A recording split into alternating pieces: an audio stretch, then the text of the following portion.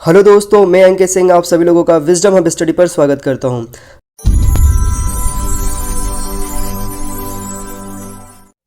तो चलिए दोस्तों, अब हम शुरू करते हैं हमारा करंट अफेयर का सीरीज़ नंबर 37। पहले हम क्वेश्चन डिस्कस कर लेते हैं वे जो मैंने आप लोगों को 36 में दिया था। तो पहला प्रश्न यहाँ पर, भारत में किसी उत्पाद को पेटेंट कराने के लिए किस मंत्रालय के पास आवेदन करना होता है? केंद्रीय वाणिज्य एवं उद्योग मंत्रालय के पास आवेदन करना होता है। दार्जिलिंग हिमालयन रेलवे को किस वर्ष यूनेस्को विश्व धरोहर स्थल में घोषित किया गया था? 1999 में इसे घोषित किया गया था। WIPO की स्थापना किस वर्ष की गई थी? 1973 में इसकी स्थापना की गई थी। WIPO का मुख्यालय कहाँ स्थित है? जिनेवा स्विट्जरलैंड में इसका मुख्यालय स्थित है। अरुणाचल प्रदेश के कितने जिले चीन के साथ सीमा साझा करते हैं? तो यहाँ पर 11 जिले चीन के साथ सीमा साझा करते हैं। भारतीय पुरातत्व सर्वेक्षण आर्कियोलॉजिकल सर्वे ऑफ इंडिया की स्थापना कब की गई थी? 1861 में इसकी स्थापना की गई थी। यहाँ पे दोस्तों जो हम टॉपिक डिस्कस करेंगे चार वे रहेंगे यहाँ पर। SUPRA SUPRA योजना क्या है? पद्म पुरस्कार 2021 के बारे में जानेंगे और इसकी स्थापना से लेकर के किस प्रकार यह दिया जाता है ये भी जानने का प्रयास करेंगे। KBLP केन बेतवा लिंक परियोजना क्या है इसे भी जानेंगे। पन्ना राष्ट्रीय उद्यान के बारे में भी हम यहाँ पर इस सेशन में जानेंगे। तो दोस्तों यहाँ पर जो पहला टॉपिक है वह SUPRA योजना SUPRA। यह क्यों न्यूज़ में है? तो वैज्ञानिक और इंजीनियरिंग अनुसंधान को वित्त पोषित करने के उद्देश्य से विज्ञान और इंजीनियरिंग अनुसंधान board, science and engineering research board की यह एक योजना है जो कि यहाँ पर शुरू की गई है। वैज्ञानिक और उपयोगी गहन अनुसंधान उन्नति, scientific and useful profound research advancement नाम से इस योजना की शुरुआत हुई। उन अनुसंधानों को आकर्षित करने के लिए की गई है जिसका किसी न किसी प्रकार से लीक से हटकर काम करना होता है और किसी न किसी प्रकार से शोध करना इनका उद्देश्य होता है। इसके अतिरिक्त इस योजना का कार्य उन विचारों को वित्त पोषित करना है जो अध्ययन के क्षेत्र में नए रिसर्च कर रहे हैं, नई वैज्ञानिक अवधारणाएं एवं नई उत्पादों और प्रौद्योगिकी को जन्म देने का प्रयास कर रहे हैं। तो उन लोगों को इसके माध्यम से प्रोत्साहन राशि प्रोवाइड कराना है। तो यहाँ पर सवाल ये आता है कि क्या है SUPRA योजना? तो इस योजना के अंतर्गत वैज्ञानिक और इंजीनियरिंग क्षेत्र में कार्य करने वाले लोगों को वित्तीय सहायता प्राप्त करने के लिए SERB के सामने एक प्रस्ताव रखना होगा। इस प्रस्ताव की प्रारंभिक जांच SERB टीम के द्वारा गठित एक वैज्ञानिक समूह एक पैनल के द्वारा की जाएगी। उपरोक्त चरण को पार करने के पश्चात प्रस्ताव का मूल्यांकन प्रत्येक विषय के लिए विशेष रूप से गठित विशेषज्ञ समीक्षा द्वारा की जाएगी। SERB के अनुसार इस समिति को पूर्ण स्वतंत्रता होगी कि यदि उसे लगता है कि किसी विशेष प्रस्ताव के मूल्यांकन के लिए विशेष योग्यता भारत में मौजूद नहीं है तो वह उस विशेषज्ञता को विदेशों से भी प्राप्त कर सकती है। इस योजना के तहत पहले वर्ष में 15 से 30 प्रस्तावों को वित्त पोषित करने की योजना बनाई जा रही है। इस संख्या को आगे के वर्षों में अधिक बढ़ाया जा सकेगा। वित्त पोषण के लिए मंजूरी प्राप्त होने पर एक प्रस्ताव को 3 सालों के लिए आर्थिक सहायता प्राप्त कराई जाएगी। इस अवधि को 2 वर्षों तक और भी बढ़ाया जा सकता है। मतलब इस योजना के तहत अधिकतम 5 वर्षों तक यह राशि प्रोवाइड कराई जा सकती है किसी भी प्रोग्राम की इन्वेंशन के लिए। यहाँ पे हमने जो SERB देखा है वह क्या है, किस प्रकार कार्य करता है। तो विज्ञान और इंजीनियरिंग अनुसंधान बोर्ड यह एक सांविधिक निकाय है जिसका स्थापना संसद के एक अधिनियम के द्वारा किया गया है। उस अधिनियम का नाम है यहाँ पर the science and engineering research board act 2008। Board की अध्यक्षता विज्ञान और प्रौद्योगिकी विभाग में भारत सरकार के सचिव द्वारा की जाती है। इसके अलावा देश के वरिष्ठ सरकारी अधिकारी और प्रसिद्ध वैज्ञानिक इस बोर्ड के सदस्य होते हैं। बोर्ड की स्थापना का उद्देश्य विज्ञान और इंजीनियरिंग में बुनियादी अनुसंधान को बढ़ावा देना है। बुनियादी अनुसंधान हेतु वैज्ञानिकों, शैक्षणिक संस्थानों, अनुसंधान एवं विकास प्रयोगशालाओं और अन्य एजेंसियों को वित्तीय सहायता प्रदान करना इसका उद्देश्य है। अगला टॉपिक जो है वो पद्म पुरस्कार 2021 है। तो हाल ही में भारत के राष्ट्रपति के द्वारा राष्ट्रपति भवन में वर्ष 2021 के लिए 119 चयनित व्यक्तियों को पद्म पुरस्कारों से सम्मानित किया गया। इस सूची में 7 पद्म विभूषण, 10 पद्म भूषण और 102 पद्म श्री पुरस्कारों से सम्मानित किया गया है। अगर हम बात करें यहाँ पर पद्म पुरस्कारों की घोषणा की तो प्रति वर्ष 26 जनवरी गणतंत्र दिवस की संध्या को इसकी घोषणा की जाती है। वर्ष 1954 में इस पुरस्कार को स्थापित किया गया था। यह तब से दिया जा रहा है, लेकिन बीच के 1978, 1979, 1993 और 1997 के वर्षों में इसे निलंबित कर दिया गया था। मतलब इन 4 समयों पर यह पुरस्कार नहीं दिया गया था। यह भारत के सर्वोच्च नागरिक सम्मानों में से एक है।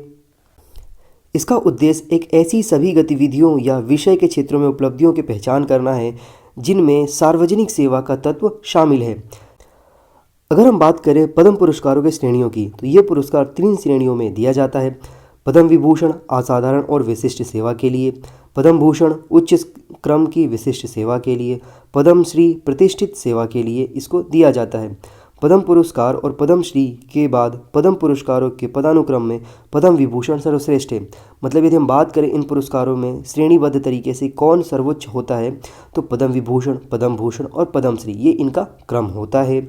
संबंधित क्षेत्रों की बात करें, किन क्षेत्रों से संबंधित व्यक्तियों को यह दिया जाता है, तो यह पुरस्कार विभिन्न विषयों या गतिविधियों के क्षेत्रों में दिया जाता है, जैसे कि कला, सामाजिक कार्य, सार्वजनिक मामले, विज्ञान और इंजीनियरिंग, उद्योग व व्यापार, चिकित्सा, साहित्य एवं शिक्षा, खेल और सिविल सेवा में इसे दिया जाता है। अगर हम बात करें चयन प्रक्रिया की क्या होती है, तो पद्म पुरस्कार समिति के माध्यम से इसका चयन किया जाता है। ये पुरस्कार पद्म पुरस्कार समिति के द्वारा की गई सिफारिशों के आधार पर प्रदान की जाती है, जिसका गठन हर वर्ष प्रधानमंत्री के द्वारा किया जाता है। राष्ट्रपति द्वारा प्रदत्त कराया जाता है। तो ये पुरस्कार भारत के राष्ट्रपति द्वारा आमतौर पर हर वर्ष के मार्च और अप्रैल महीने में प्रदान किया जाता है, किंतु इस वर्ष लगातार 2 वर्षों से कोविड की वजह से इसको एक निर्धारित समय से ना करते हुए उचित समय पर किया गया है। इसके बाद भारत में एक और पुरस्कार होता है जो कि सबसे ज़्यादा प्रतिष्ठित होता है, वो होता है भारत रत्न। तो भारत रत्न देश का सर्वोच्च नागरिक सम्मान है। यह मानव प्रयास के किसी भी क्षेत्र में असाधारण उपलब्धि, उच्चतम प्रदर्शन के लिए सम्मान के रूप में प्रदान किया जाता है। इसे पद्म पुरस्कार से अलग स्तर पर चिन्हित किया जाता है। भारत रत्न के लिए प्रधानमंत्री द्वारा भारत के राष्ट्रपति को सिफारिश की जाती है। भारत रत्न के लिए किसी औपचारिक सिफारिश की आवश्यकता नहीं होती है। भारत रत्न पुरस्कारों की संख्या एक विशेष वर्ष में 3 से अधिक नहीं हो सकती। वर्तमान में भारत सरकार के द्वारा अभी तक कुल मिलाकर के 45 व्यक्तियों को भारत रत्न पुरस्कार से सम्मानित किया जा चुका है। दोस्तों, यहाँ पर जो अगला टॉपिक है वो केन बेतवा लिंक परियोजना KBLP। केन बेतवा लिंक परियोजना नदियों की आपस में जोड़ने की एक परियोजना है, जिसका उद्देश्य उत्तर प्रदेश के सूखाग्रस्त बुंदेलखंड क्षेत्र में सिंचाई सुविधा उपलब्ध कराने हेतु मध्य प्रदेश की केन नदी के अधिशेष जल को बेतवा नदी में हस्तांतरित करना है। यह क्षेत्र उत्तर प्रदेश के झांसी, बांदा, ललितपुर और महोबा जिलों तक तथा मध्य प्रदेश के टीकमगढ़, पन्ना और छतरपुर में फैला हुआ है। इस परियोजना में 77 मीटर लंबा और 2 किलोमीटर चौड़ा दौधन बांध एवं 230 किलोमीटर लंबी नहर का निर्माण कार्य करना इसमें शामिल है। केन बेतवा देश की 30 नदियों को जोड़ने हेतु शुरू की गई एक नदी परियोजना है, जिसे हम रिवर इंटरलिंकिंग प्रोजेक्ट के नाम से भी जानते हैं। राजनीतिक और पर्यावरणीय मुद्दों के कारण इस परियोजना में देरी आई है। अगर हम बात करें यहाँ पर कि नदियों को जोड़ने से क्या फ़ायदा होता है, तो सूखे की घटनाओं में कमी लाना इसका एक उद्देश्य होता है। तो नदियों को आपस में जोड़ने से बुंदेलखंड क्षेत्र में सूखे की पुनरावृत्ति का समाधान होगा, ऐसा मानना है। किसानों को लाभ होगा, तो इससे किसानों के आत्महत्या की दर पर अंकुश लगेगा और सिंचाई के स्थायी साधन प्राप्त करके यहाँ का जल और भूजल स्तर को अत्यधिक निर्भरता को कम किया जा सकेगा, जिससे स्थायी आजीविका सुनिश्चित हो सकेगी।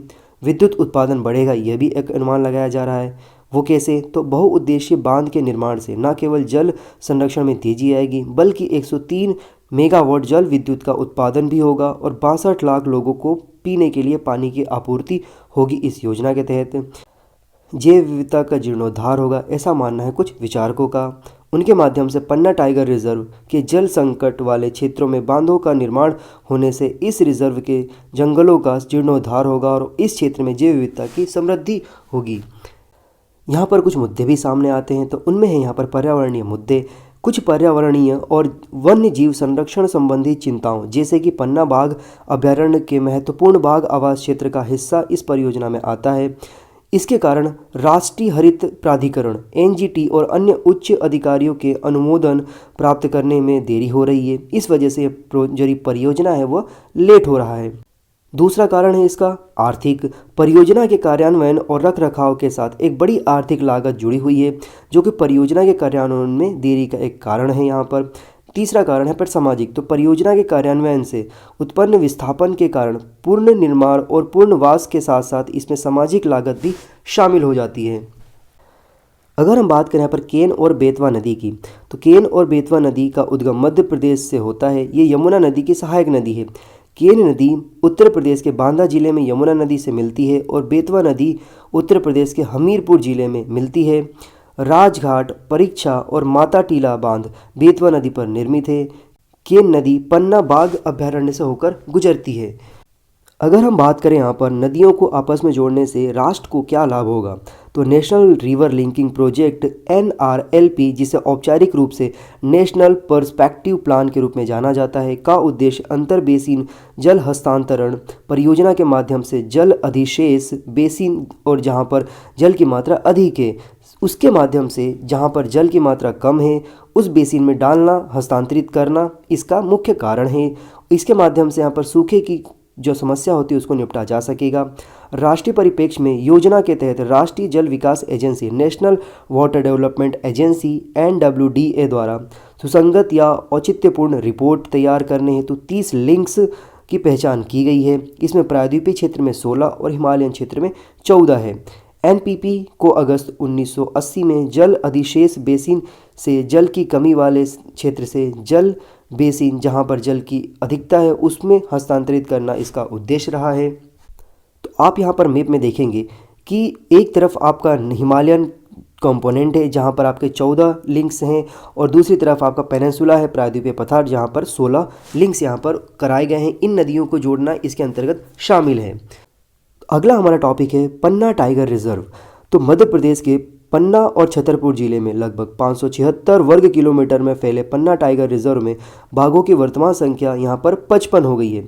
इसकी स्थापना 1981 में की गई थी। इस रिजर्व को भारत के 22वें टाइगर रिजर्व के रूप में शामिल किया गया था। इसकी अवस्थिति की बात करें तो पन्ना टाइगर रिजर्व मध्य प्रदेश के उत्तरी भाग में विंध्य पर्वत श्रृंखलाओं में पन्ना और छतरपुर जिलों में फैला हुआ है।